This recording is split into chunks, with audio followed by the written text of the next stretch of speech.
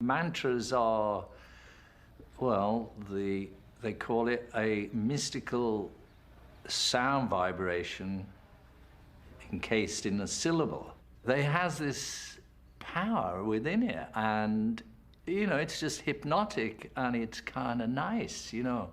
It's nice. I mean, I've done that mantra for ages. Once I chanted it for like 3 days non-stop, just driving through Europe. And you just get like hypnotized. You get on some subtle level, which makes you feel so good that you don't want to stop.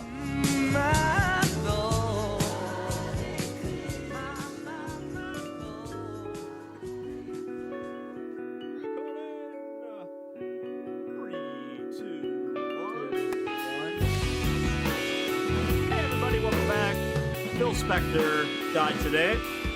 We're going through a couple of his songs.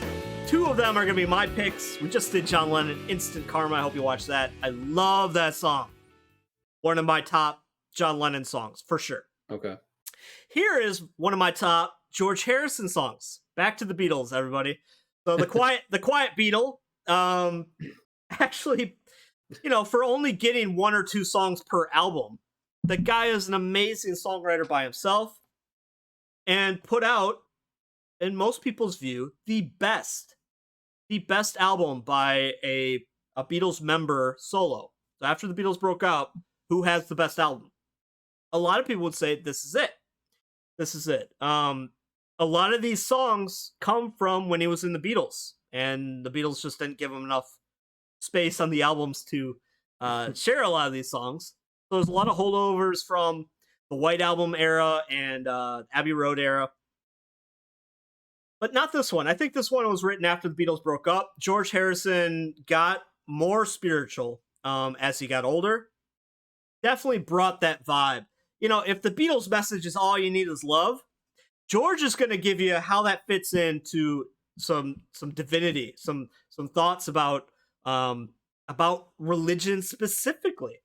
And what I love that the Beatles cast such a wide net. You got the kind of angry atheist John Lennon, and then you got George Harrison, who's going to sing to us about Vishnu and Hare Krishna right now. And John and George were the bestest friends out of the whole group. I love the marriage. I love the marriage of those distinct mindsets into the band. That's why the Beatles are so amazing from a message standpoint, because it all kind of comes together. Mm-hmm. That's a bad pun. This is off the album All Things Must Pass. Also came out in 1970, the same year that Instant Karma came out. So okay. John and George they were hanging out with Phil Spector a lot, and Phil Spector produced All Things Must Pass. I mean, I am not a religious type person. I don't go to church. Mm-hmm. I don't have a faith that I declare. But I'll say this about this song. This is so good. This makes me feel. It makes me feel like the divine, holy God is real. It makes me feel it.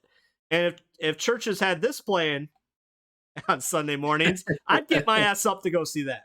But also to be really pointed about it, what really draws me in is how agnostic it is.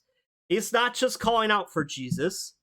Hare Krishna, Vishnu, he's spreading the love to all the great religions around the world here, pulling them together again, because all you need is love, and the divisions don't stand. Where's the Beatles church at? That's the one I need to go to. My sweet Lord, George Harrison.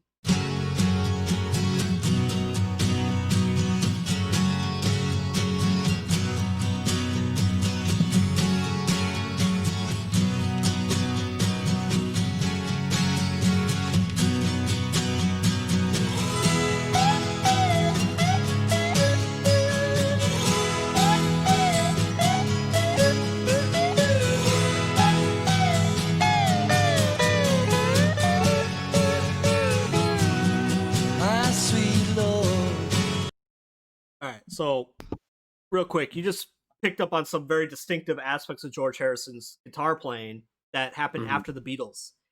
that triple tracked slide guitar thing he does, Yeah. it's very distinctive to him. And I don't know if it's just because, we were talking about different ways of producing music, and so maybe I was kind of primed to hear it. Yeah. But I love the way the guitars are kind of like fading in and out of my left and right ears. Yeah. And like it almost feels like I'm being massaged by the guitars, and this is something that you're only going to hear if you're listening to it on headphones, right? Like if this comes on in the car, you'll never notice it. So I really love the way that sounds. I thought that was really cool. I know. Back to it. Okay, my sweet Lord. Let's go to church, y'all.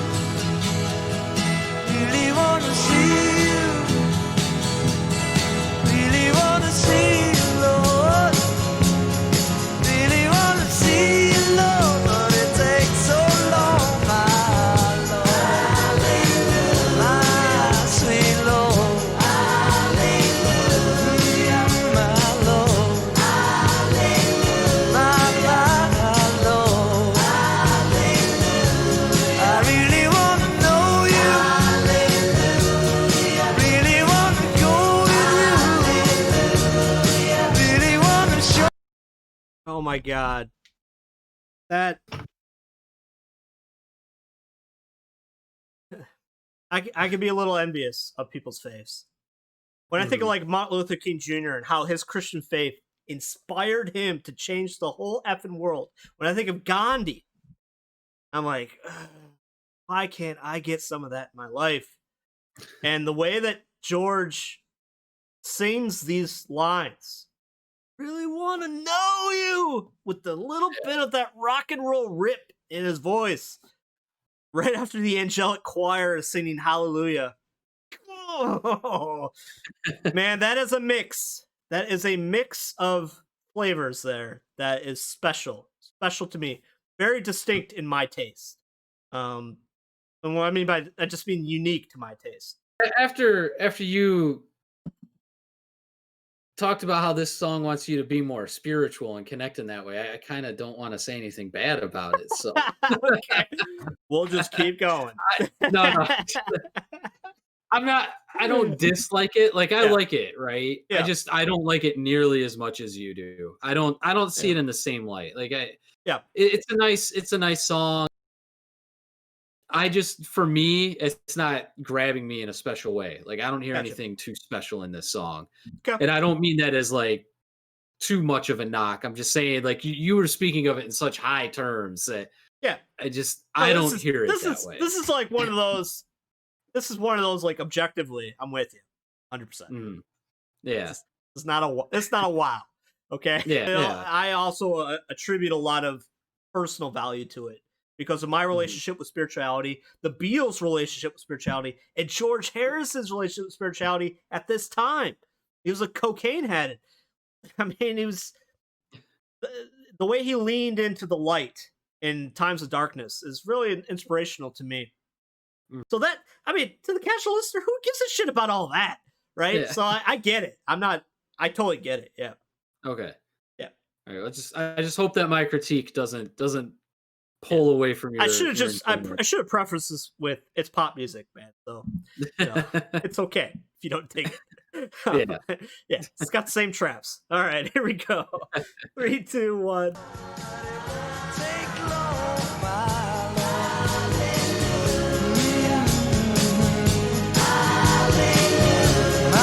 Sweet Lord, my Lord,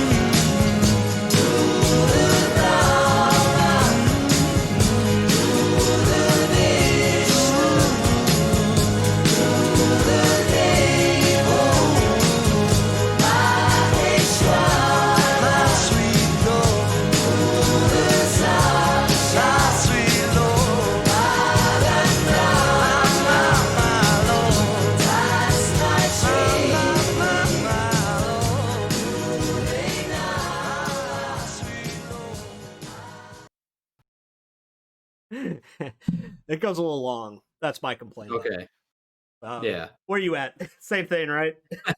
Actually, yeah. That's what I was thinking. Yeah, I'm ready to cut it.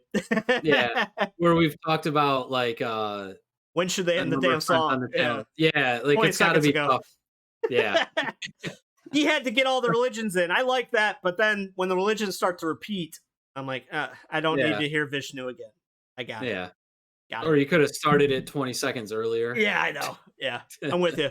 No reason for this song to be almost 5 minutes. No reason. It's think about in the 70s, 1970, the World at War.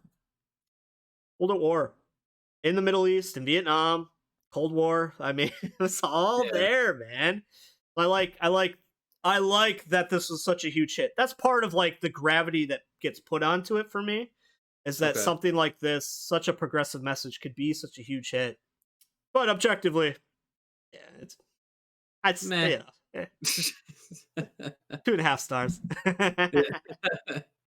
It's alright. No. All right. Any final thoughts? No. Yeah. Oh, the only thing I would say is it just drags on for a while. Like, I agree. I mean, we still have 20 seconds left in the song. I'm not even going to play it. Thank you. I am here to please everybody. I'm Justin.